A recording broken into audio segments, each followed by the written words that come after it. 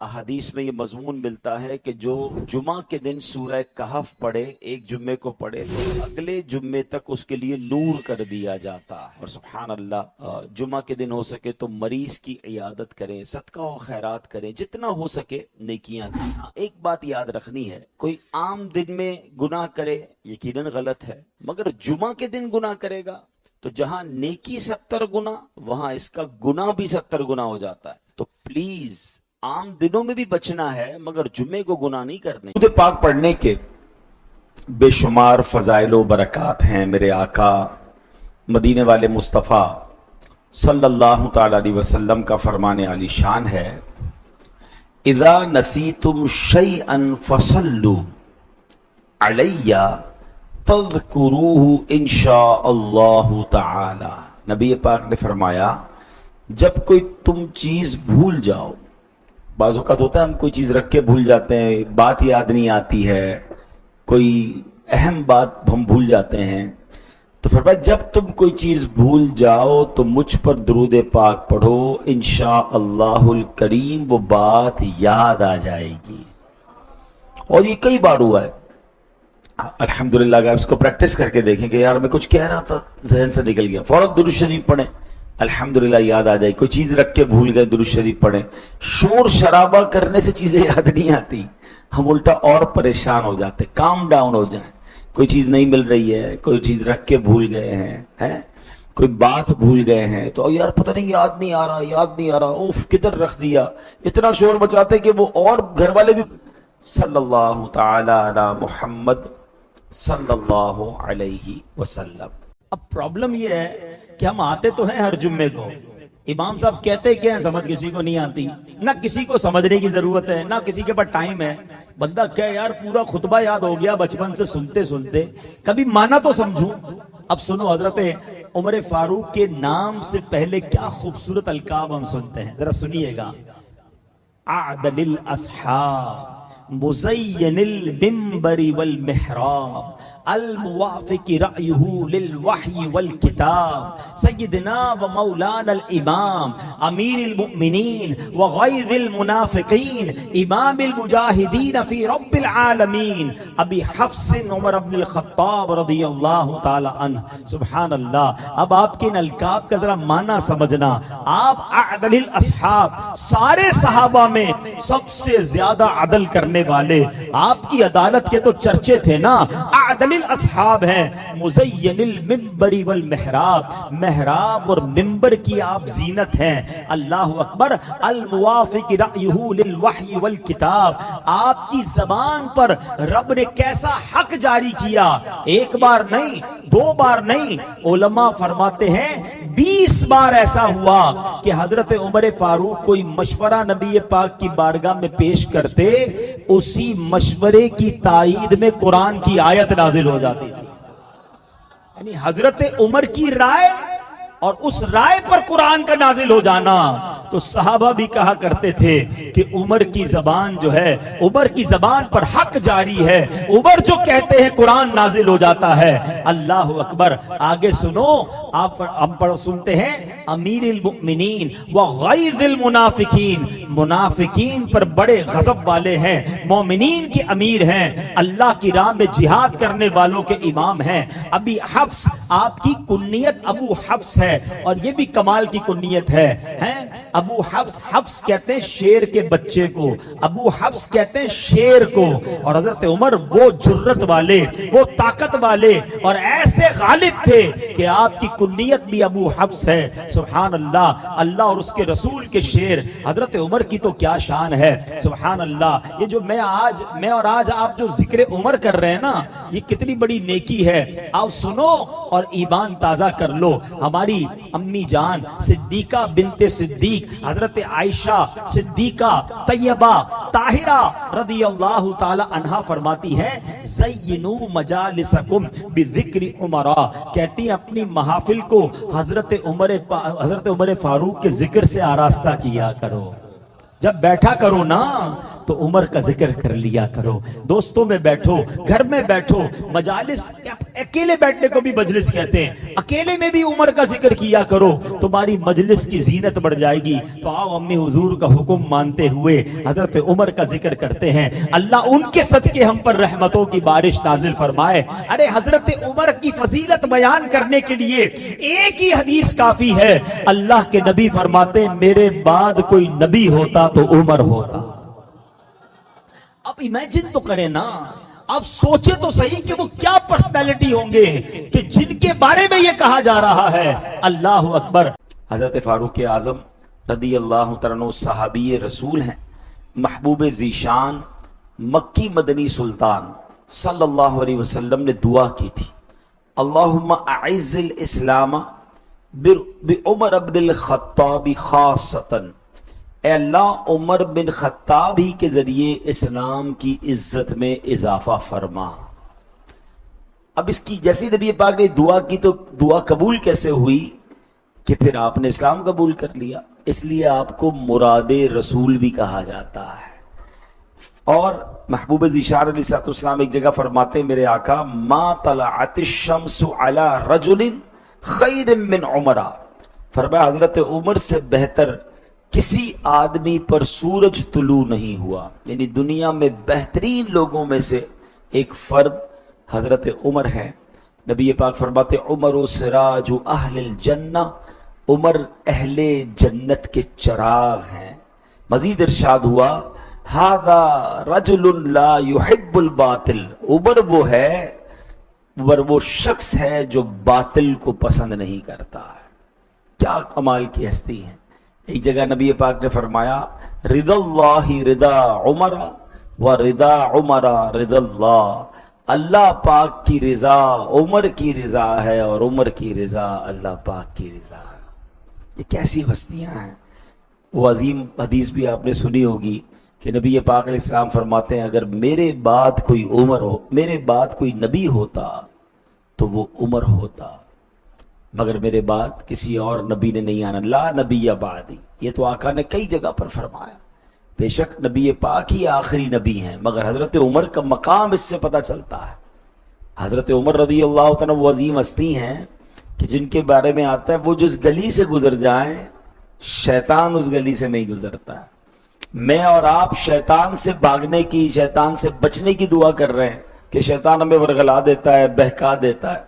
حضرت عمر کا وہ روب اور جاہو جلال تھا کہ شیطان آپ کے قریب نہیں آتا تھا.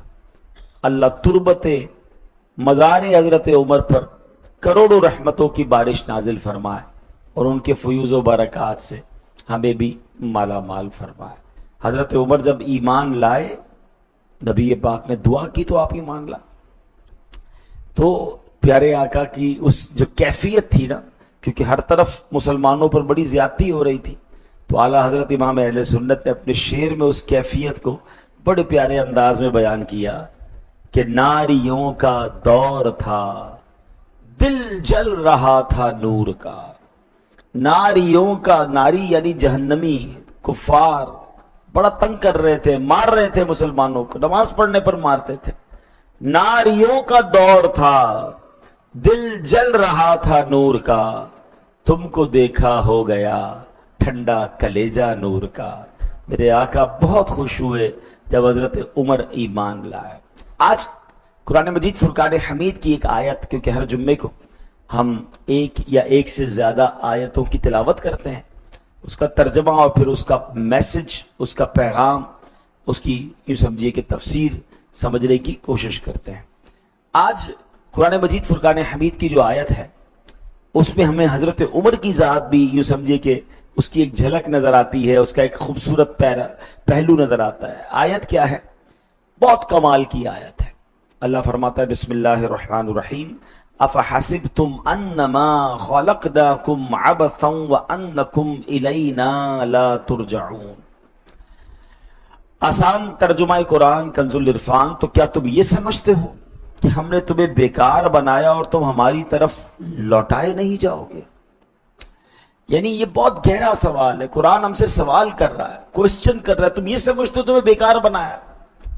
عبث اس میں لفظ استعمال ہوا, تمہیں عبث بنایا ہے. ابس کیا ہے؟ ابس کے معنی میں گہرائی ہے، انگلش میں سے پرپز لیسنس، یعنی کوئی مقصد ہی نہ ہو، دیر از نو ٹارگیٹ، پرپز ہی نہیں ہے کسی چیز کا، اس کو ابس کہتے ہیں، بیکار، وداؤٹ اینی پرپز. ٹھیک ہے. اب ہمارے گھروں میں بچے کھیلتے ہیں، یہ پرپز لیس نہیں ہے، یہ ابس نہیں ہے، اس میں بچوں کی نشو و نما ہوتی ہے. کوئی اگر ورزش کر رہا ہے صحیح طریقے سے گناہوں سے بچ کر، اس کے پیچھے بھی پرپز ہے کہ اس کی صحت بہتر ہو جائے گی. لیکن بہت سارے کام اب ایسے کرتے ہیں جس کا کوئی پرپز نہیں ہے. اب مثال دیتا ہوں، کوئی بندہ گاڑی میں پیٹرول ڈلوایا اور نکل گیا، 5,000 کا پیٹرول ڈلوایا، مگر جانا کہیں نہیں ہے، بس گھوم رہا ہے، چکر لگائی جا رہا ہے، پیٹرول ختم کر کے رات کو گھر پہ آ گیا. تو یہ پرپز لیس ہوا نا، کوئی کام نہیں. ابس بھائی کسی منزل پہ پہنچنا تھا، کسی سے ملنے جانا تھا، کوئی ملاقات تھی، کچھ بھی نہیں، بس گاڑی چلائی، پیٹرول چلایا، واپس آ گیا. تو زندگی میں کچھ لوگ زندگی پرپز لیس گزار رہے. پوچھو بھائی، مثال دیتا ہوں، یعنی وداؤٹ اینی گول، وداؤٹ اینی پرپز، وداؤٹ کوئی مقصد اگر ہماری زندگی گزر رہی، تو یہی تو قرآن پوچھ رہا ہے. کیا پوچھا؟ افحسبتم انما خلقناکم عبثا وانکم الینا لا ترجعون. کیا تم یہ سمجھتے ہو کہ ہم نے تمہیں بیکار بنایا ہے، عبث بنایا ہے، اور تم ہماری طرف لوٹائے نہیں جاؤ گے؟ یہ کوشچن ہے ہم سب سے. ایسا نہیں ہے ہم لوٹائے جائیں گے، ہمیں پرپز لیس نہیں بنایا گیا. We have to answer in the court of Allah subhanahu wa ta'ala on the day of judgment. مگر اس کی تیاری کیا ہے؟ اصل کوشچن یہ ہے. کہتے ہیں نا، دنیا میں جب آؤ تو ایسے آؤ کہ لوگ رو رہے تھے، لوگ ہنس رہے تھے اور آپ روتے. بچہ رو رہا ہوتا ہے، لوگ ہنس رہے ہوتے ہیں. مگر جب جاؤ نا تو ایسے جاؤ کہ تمہارے چہرے پہ مسکراہٹ ہو اور لوگوں کی آنکھوں میں آنسو ہو کہ کیا بندہ چلا گیا ہے، کیا اس سے فائدہ تھا، امپیکٹ تھا سوسائٹی پر، لوگوں کا بھلا ہو رہا تھا، لوگوں کی تعلیم ہو رہی تھی، لوگوں کو اس سے بینیفٹ ہو رہا تھا. اپنے لیے تو زمانہ جیتا ہے، دوسروں کے لیے کون جیا، آخرت کے لیے کون جیا، یہ سمجھنا ہے. حضرت عمر کی زندگی کا مقصد کیا تھا؟ ایک شخصیت کو ہم اس میں لیتے، ورنہ تو ایسی ہزاروں شخصیات ہیں جنہوں نے زندگی میں آ کر بہت بڑے بڑے کمالات کیے، مگر چونکہ ہم ان کی یاد بنا رہے ہیں، پہلی محرم ان کا دن ہے، تو حضرت عمر رضی اللہ تعالیٰ عنہ کے ایمان لانے سے پہلے نبی پاک نے دعا کی تھی. کیا کمال کی دعا تھی؟ اے اللہ، 2 بندے ہیں، ابو جہل، اصل میں ابو جہل کا نام بھی عمر تھا، عمر بن حشام، ٹھیک ہے نا، اور حضرت عمر کا نام عمر بن خطاب تھا. تو نبی پاک نے فرمایا یا اللہ 2 بندے، ابو جہل اور عمر بن خطاب، ان دونوں میں سے جو تیرا محبوب ہے اس کے ذریعے اسلام کو غلبہ عطا فرما. نبی پاک نے دعا کی اور اگلے دن حضرت عمر نے ایمان قبول کر لیا. تو پتہ چلا کہ آپ اللہ کے محبوب تھے. سبحان اللہ. ابو جہل کو ریجیکٹ کیا اور اللہ نے حضرت عمر کو سلیکٹ کیا. اچھا، اب حضرت عمر وہ ہیں، صحابی رسول حضرت عبداللہ ابن مسعود فرماتے زندگی کا مقصد دیکھیں، گول دیکھیں، پرپس دیکھیں، کہ ان کی شان یہ تھی کہ حضرت عبداللہ ابن مسعود فرماتے ہیں ما زلنا اعزتا منذ اسلم عمر، فرمایا جس لمحے حضرت عمر نے اسلام قبول کیا اس وقت سے ہم مسلسل غلبہ ہی پاتے رہے، ہم آگے ہی بڑھتے رہے، مسلمانوں کو عزت ہی ملتی رہی. کتنی بڑی بات ہے. میں اور آپ عزت والے اس لیے ہیں کہ ہم اسلام والے ہیں، ہم ایمان والے ہیں، ہمیں اللہ نے ایمان دیا، اس لیے عزت ہے. حضرت عمر وہ ہیں کہ جن کی وجہ سے مسلمانوں کو عزت مل رہی، جن کی وجہ سے اسلام کو عزت مل رہی. لک ایٹ ان کا اسکیل اور مرتبہ دیکھیں، کیلیبر دیکھیں. حضرت عمر 40 میں مسلمان تھے، 40th آپ تھے، 40 کا ادب پورا ہوا. اس کے بعد اسلام نے مڑ کے نہیں دیکھا، پھر ٹیک آف ہی ہوا اسلام، پھر بہلتا ہی چلا گیا، اور آج دیکھیں 200 کروڑ سے زیادہ مسلمان ہیں. تو اللہ پاک ایسا بندہ بنائے کہ میری وجہ سے خیر پھیلے، میری وجہ سے لوگ مسلمان ہوں، میری وجہ سے کوئی دین کی خدمت ہو، میری زندگی کا کوئی مقصد ہونا چاہیے. اللہ خود قرآن میں فرماتا ہے ان تنصروا اللہ ینصرکم، اگر تم اللہ کے دین کی مدد کرو گے اللہ تمہاری مدد کرے گا. ایک اور جگہ فرمایا وَلَيَنْصُرَنَّ اللَّهُ مَن يَنْصُرُهُ، اور بے شک اللہ اس کی ضرور مدد فرمائے گا جو اس کے دین کی مدد کرے گا. اب غور کر لیں، میری زندگی میں کہیں دین کی خدمت ہے؟ بے شک کاروبار کر رہا ہوں، بے شک جاب کر رہا ہوں، بے شک میں ٹریول کر رہا ہوں، واٹ ایور، جدھر بھی ہوں میرا کام یہ ہے کہ میں کچھ نہ کچھ دین کا کام بھی کروں. خود نماز پڑھوں، دوسروں کو نماز کی دعوت دوں، خود جھوٹ نہ بولوں، دوسروں کو بھی سچ کی دعوت دوں، خود دھوکہ نہ دوں، دوسروں کو بھی سمجھاؤں. مطلب جہاں جہاں میرا امپیکٹ ہے، جہاں جہاں میرا انفلوئنس ہے. یعنی کچھ لوگ ایسے ہوں گے کہ جن کی وجہ سے کئی لوگ گناہ چھوڑے ہوئے ہوں گے، کئی لوگ ایسے ہوں گے کہ جن کی وجہ سے کوئی رزق حلال کمانا شروع ہوا ہوگا. آپ میں سے اور ہم میں سے کئی لوگ ایسے ہوں گے جن کی وجہ سے کوئی ایک نہ ایک بندہ نمازی بنا ہوگا.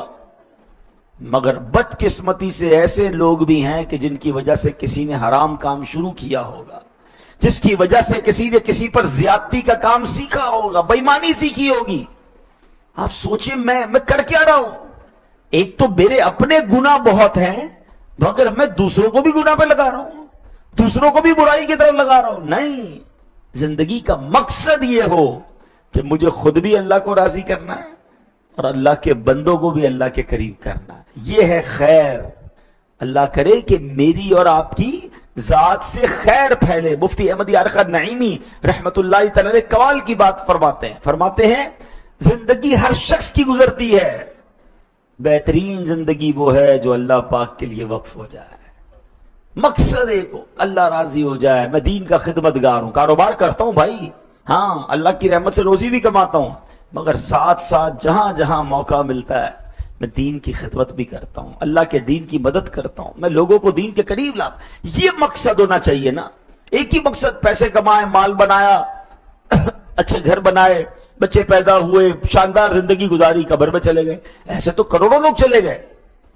مگر کچھ لوگ وہ ہیں جنہوں نے کچھ کام کیا، برکت والے کام کیے، صدقہ جاریہ والے کام کیے. ہم سب نے یہ سوچنا، اپنے آپ، ہر بندہ اپنے آپ سے سوال کرے کہ what is the reason why I am here. میری زندگی کا مقصد کیا ہے؟ قرآن پوچھ رہا ہے. کیا ہم نے تمہیں بیکار بنایا؟ تم یہ سمجھتے ہو؟ مزے کی بات یہ ہے کہ لائف بھی گزارے، اچھی گزارے، اور دین کی خدمت کے ساتھ گزارے، تاکہ وہاں بھی عیش کرے، وہاں بھی انشاءاللہ اللہ کی نعمتیں ہمارے ساتھ ہوں. یہ زندگی کا مقصد ہونا چاہیے. سبحان اللہ. اب آتے ہیں دوسرا ٹاپک. 3 بحران میں نے بتائے تھے، 3 بڑے کرائسس. پہلا، بے مقصد لائف. سیکنڈ، نمائش کی دوڑ، میٹریلسٹک ریس. بس عجیب سی ریس لگی ہوئی ہے. وہ کیا ہے؟ یار لائکس مل جائیں، فالوورز مل جائے، شہرت مل جائے، دولت مل جائے. یعنی اس کے لیے ایک عجیب سی دنیا کو میں اچھا لگوں. میرے کپڑے میرا جسم چھپائیں نہ چھپائیں، لوگوں کو اچھے لگنے چاہیے. میرے جوتے ایسے ہونے چاہیے کہ لوگ دیکھ کر کہیں کیا جوتے، بے شک وہ جوتا مجھے کاٹ رہا ہے. یعنی مجھے اپنے لیے کچھ نہیں کرنا. میرا گھر ایسا ہو کہ لوگوں کو پسند آئے، میرا رہنا سہنا ایسا ہو جو لوگ اسے لائک کریں. اس چکر میں ہم پڑ گئے، اور اس چکر میں بہت گڑبڑ ہو رہی ہے. اس لیے کہ ہر شیر پر سوا شیر موجود ہے. میں جتنا بھی امیر بن جاؤں، مجھ سے زیادہ امیر کوئی نظر آ جائے گا مجھے، میں ٹینشن میں آ جاؤں گا.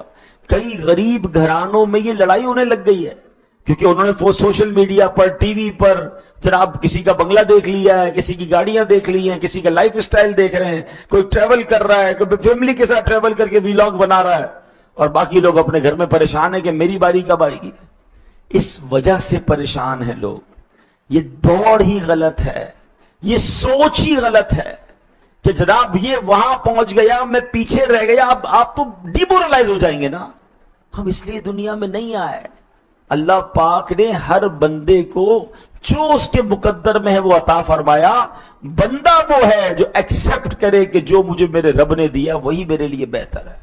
ہمیں نہیں پتا ہوتا. آپ کو پتا ہے بعض روایتوں میں آتا ہے اللہ جانتا ہے کہ کس کو غریب بنانا ہے، کس کو امیر بنانا ہے. کسی کے لیے اس کی غربت اچھی، کسی کے لیے اس کی عمارت اچھی. کچھ لوگوں کو اس لیے غریب نہیں بنایا کہ اس کو غریب بناتے تو یہ کفر میں چلا جاتا، اور کچھ لوگوں کو اس لیے امیر نہیں بنایا کہ یہ امیر بنتا تو یہ ایمان سے چلا جاتا. یہ میں نہیں جانتا، رب جانتا. اس بات کو اس واقعے سے سمجھیے کہ ایک بار حضرت عیسیٰ علیہ نبینا علیہ السلام کسی تالاب کے کنارے گئے، سوئمنگ پول جس کو آج ہم کہتے ہیں. بچے نہا رہے تھے. سارے بچے موج کر رہے تھے, کھیل رہے تھے, پانی اڑا رہے تھے ایک دوسرے پر.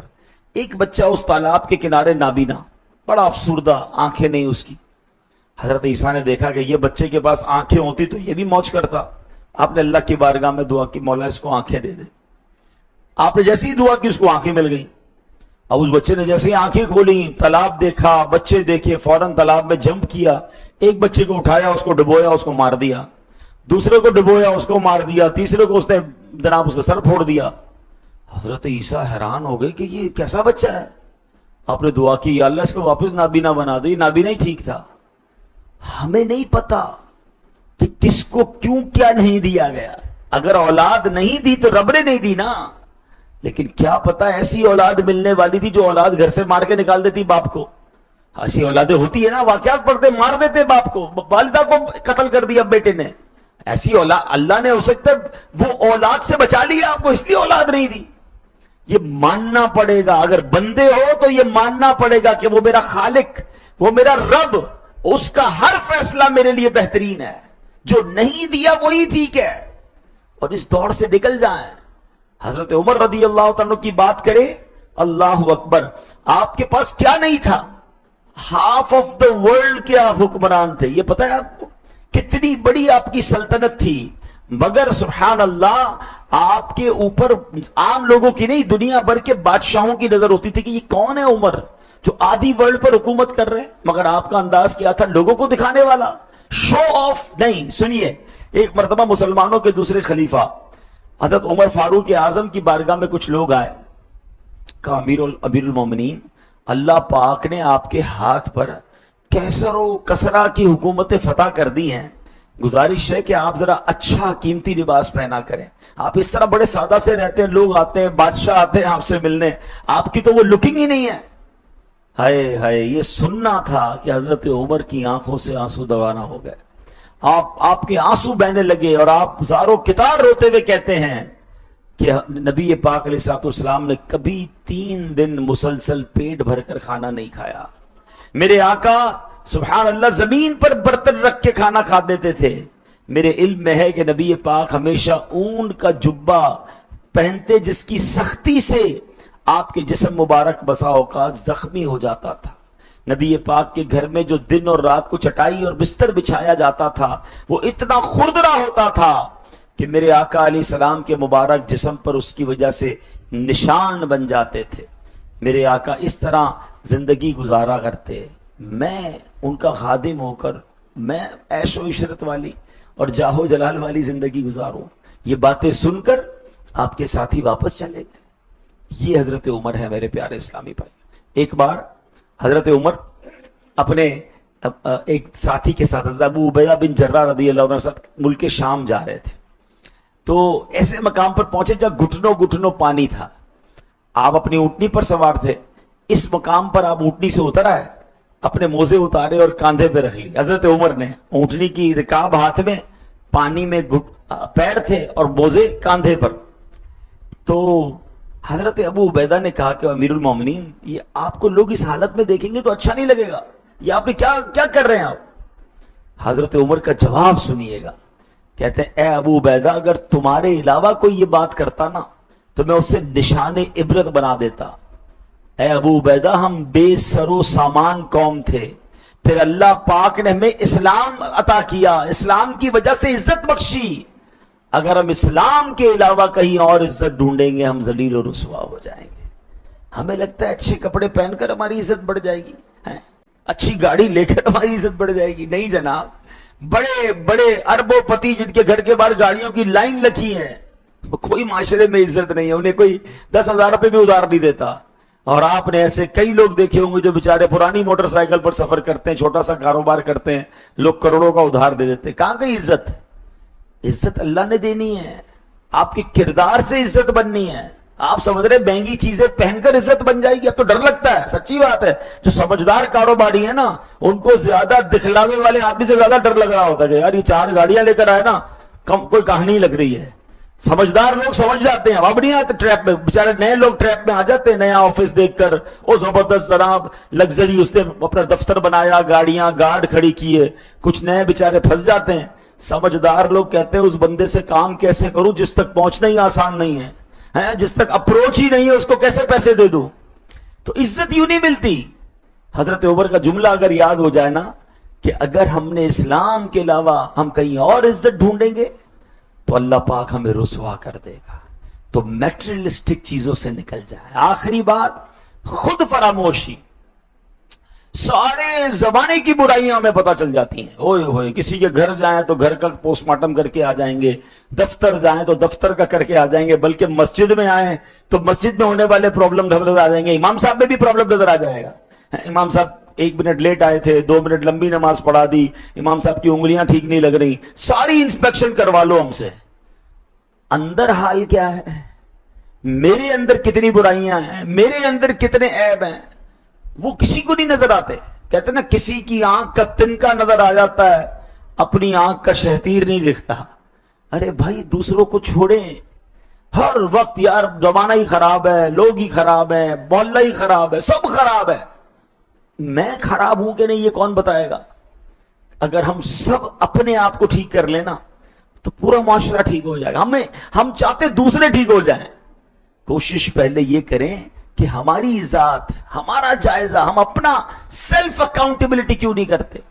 हजरत उमर की शान यह है कि एक दिन आपने कमाल किया, अपने अंदर से मुहासबा कैसे करते थे, अपनी सेल्फ रेक्टिफिकेशन कैसे करते थे कि एक बार आपने ऐलान किया सारे लोग मस्जिद में जमा हो जाए। अमीरुल मोमिनीन है आप, लीडर ऑफ द स्टेट है, सारे सहाबा जमा हो गए, आप मिंबर पर आए, लोग समझे बहुत अहम अनाउंसमेंट होने वाला है। हजरत उमर ने सबको कॉल किया है, मिंबर पर आए और खड़े होकर आपने हम्दो सना के बाद कहा कि मैंने अपने मुतालिक गौर किया, लोगों से कह रहे हैं, तो मुझे याद आया कि एक वक्त वो भी था जब मैं अपनी खाला जान की बकरियां चराया करता था, उनके लिए कुएं से पानी निकाला करता था।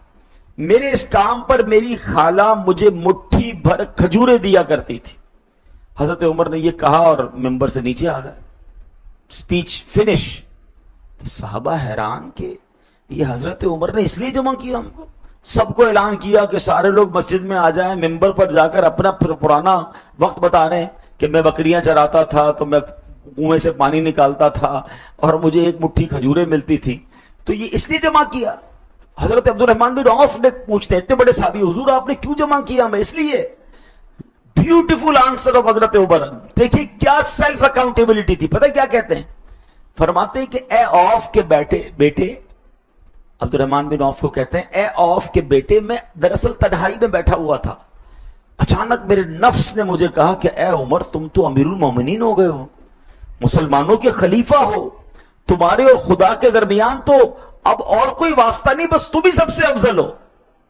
कहते हैं अचानक मुझे ख्याल आया कि मेरा नफ्स मुझे यूं उड़ा रहा है, तो चलो मैं तमाम लोगों को जमा करके बता दूं कि मेरी औकात क्या थी। मैं पानी निकालने वाला, मैं बकरियां चराने वाला है, एक मुट्ठी खजूर पर काम करने वाला था। मैंने अपने नफ्स को सजा देने के लिए मजमा बुलाया है। हम मजमा जमा करते हैं कि जरा मेरी तारीफ हो, लोग मेरे बारे में बताएं, जरा आप बताएं मैं कैसा हूं, जरा आप बताएं मैं कैसा हूं। हम ये चाह रहे होते हैं अपने नाम के इश्तिहार, लोगों को बताओ कि मेरी फजीलतें क्या है, अंदर कितनी बुराई कौन बताएगा। आप जरा सोचें। अच्छा अब मजे की बात, हजरत उमर ने अपनी औकात, उनकी तो माशाल्लाह क्या शान है, समझाने के लिए कह रहा हूं कि अपना माजी लोगों के सामने बताया। इज्जत कम हो गई, इज्जत बढ़ गई। हम सब फजीलत बयान कर रहे हैं ना उनकी, मजा आ रहा है कि यार क्या अजीम आदमी थे। इनकिसारी से, आजी से इज्जत जाती नहीं, दाना खाक में मिलकर गुले गुलजार होता।